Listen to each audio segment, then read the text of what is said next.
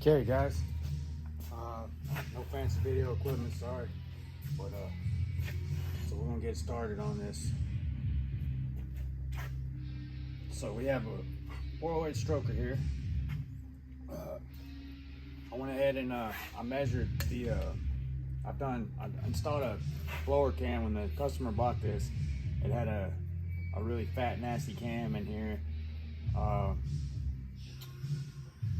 The line load separation wasn't right for our Procharger build because this is gonna get a Procharger on it. It was an NA cam. So what I ended up doing, I swapped this car behind me. It's an 88 Monte Carlo. I put a LS3 in it. And it was factory out of a Camaro. And the customer didn't want to do a cam. It was kind of a budget build, and it turned out to be a not so budget build. So we ended up losing one of the cylinders, and when we got to the dyno, it only made 280 horsepower because the DOD lifter had failed. So we ended up taking the cam out of this motor and using it for that motor, because that is an NA build, and we spec'd out a good blower cam for our Procharger for this one. And I did a YouTube, no, it wasn't a YouTube video, but it was a highlight reel on Instagram and I've actually done 2 of these on how to degree the cam to make sure your cam is what it says it is on the cam card.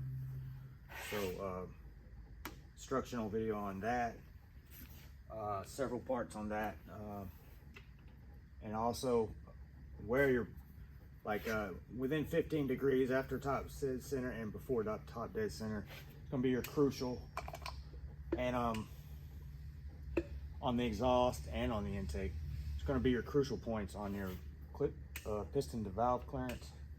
And you can actually mount a caliper here and move it when you install these springs here, and find out how much at that very spot where the closest point where the piston and the valve is going to be on your degree wheel while you're doing your cam degree, and find your piston to valve clearance by pushing down the push on this on the rocker and the spring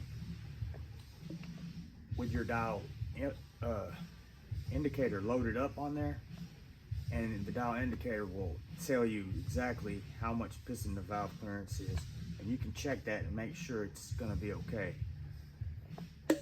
So we do all of that on video, everything that we put together.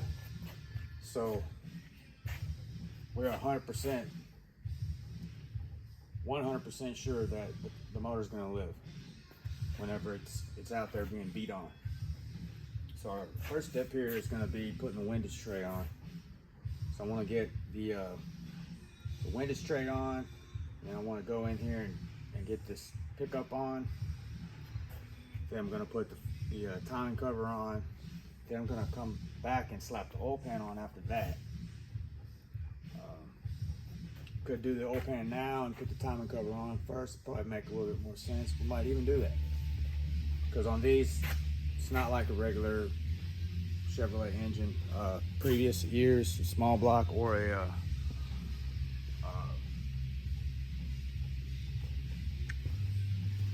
like an LT type motor, Gen 2 LT. The oil pan and the timing cover, like if you pull the timing cover off, you're gonna have to pull the oil pan off, or at least drop it down. But on this, not so much. You don't have to. So the oil pan can sit on here, and you can pull the timing cover on and off. Just the crucial points are where the timing cover meets the block, and where the oil pan meets the block. Right there in that little triangle there, right here. Crucial point. You want your silicone right there. Just make sure that you do that, and you don't have any leaks. The rest of it just needs to be prepped really good, really clean before you put it together. these new gaskets that are reusable, a lot of times they're just way better than the old paper gaskets, and you can use them two or three times, and you won't have any problems leaking. Sometimes they get bent or distorted, so if that's the case, of course you don't want to use that. They're not that expensive, so you want to save yourself some trouble. It's a judgment call at that point. So let's get started.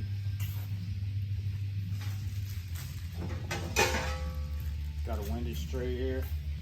It's a typical LS windage tray. It does have stroker clearance. So you're gonna have a cutout right here. And you also have a mark here that says the rear, so that cutout would be for your dipstick. You wanna make sure you're using the lock type nuts on here. Don't wanna lose any of these. Not sure what the spec is on these, probably gonna be 18 or 22.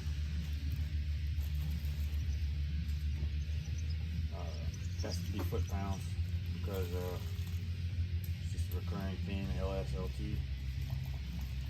I like those numbers.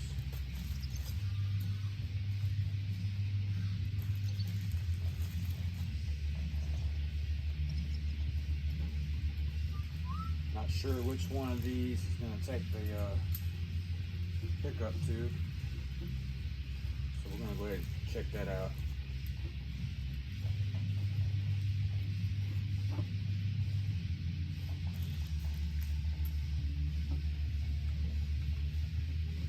So at this point, we want to make sure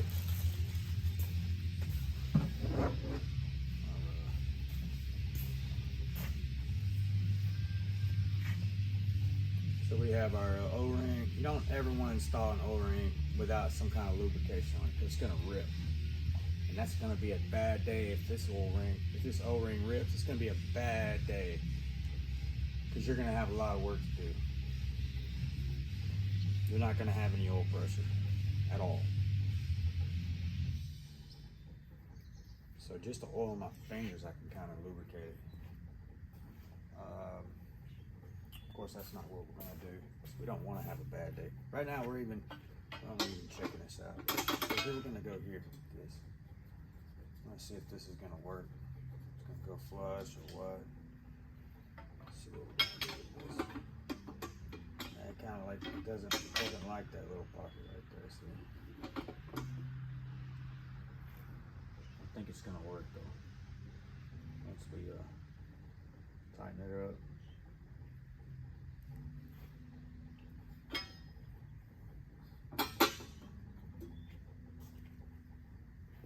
I think I have seen where they make like a longer. Like I know on some of the LTs that I've built, you make a longer stud, and it actually contacts, I think, multiple main studs.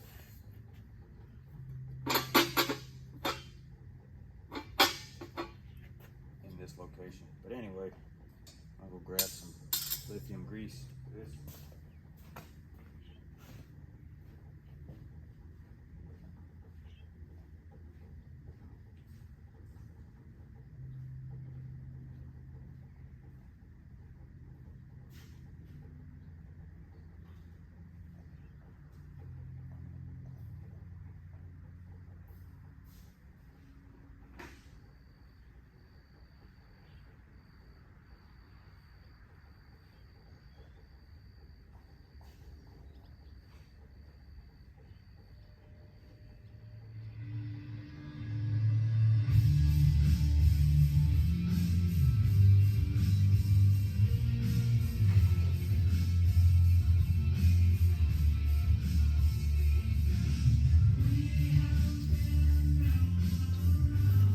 I even got my Pepsi, but don't recommend anyone ever to drink.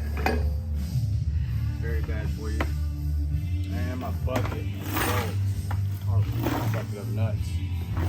Everybody needs nuts.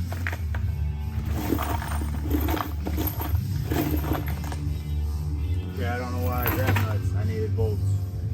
So, gotta go grab the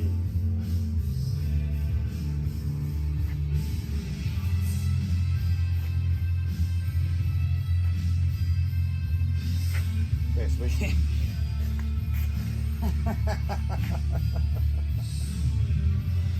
Man, content creator extraordinaire right here, man. Let me tell you. You know, like, it's not gonna hurt my feelings, man. It's like it's not out there. It's not out there, man.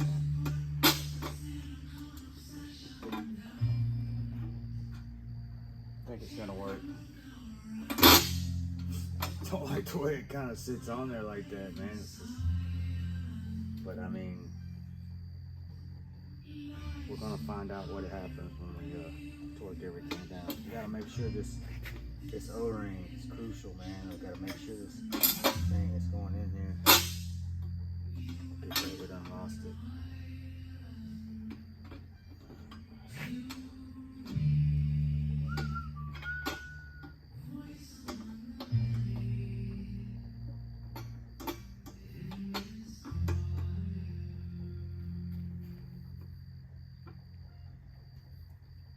I almost want to say,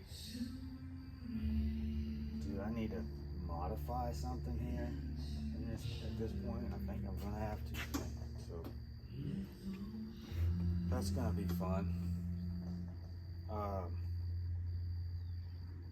gonna have to figure out how to pause video and all that kind of stuff like that, because it's gonna be long and drawn out, and people are gonna just start turning the damn video off because they're not gonna want to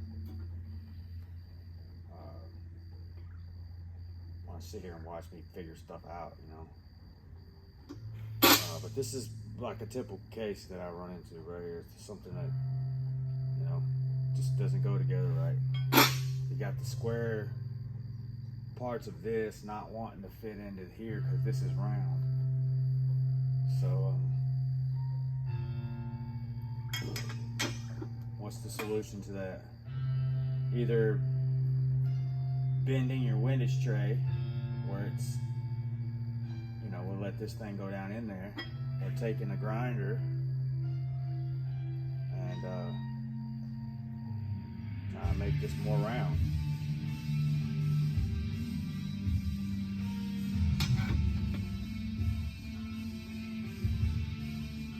I think I'm gonna go with the flap wheel. Take the flap wheel, hit it right here, and we'll see what that does. Still need to figure out where the bolt is for this. You know, it just came like this. You know, he didn't have an oil pan, he didn't have anything, so we're gonna have to figure out what bolt goes right in here. Which that shouldn't be very hard to do.